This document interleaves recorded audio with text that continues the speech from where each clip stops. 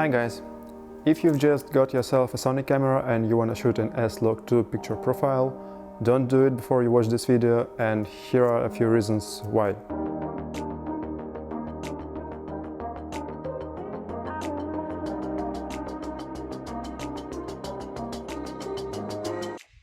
So I decided to make this video after I ruined a hell lot of footage from my mountain trip, simply because I just didn't know how to set up the camera properly for S-Log2.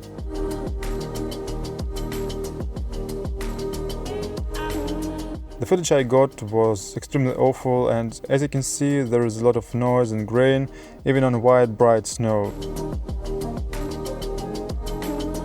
It's also impossible to see anything on camera display, so I literally was filming blindly. And that's why you need an external monitor when you're filming in such bright light conditions.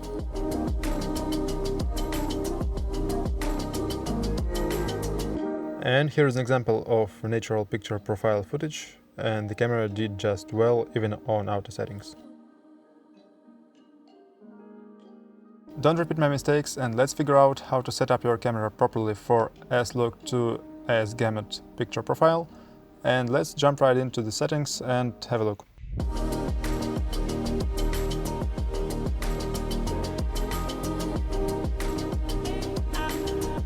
So first of all, you're gonna make sure you set the proper white balance, and you can make it with a simple white sheet.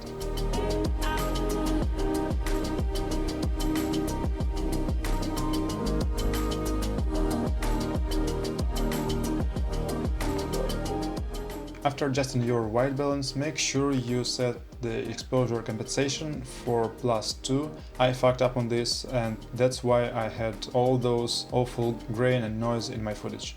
And basically this is it. Just use the default settings the camera gives you for this picture profile. So if this video was helpful for you, hit that like button and don't mind subscribing. Thanks so much for watching, and I'll see you in the next video. Bye!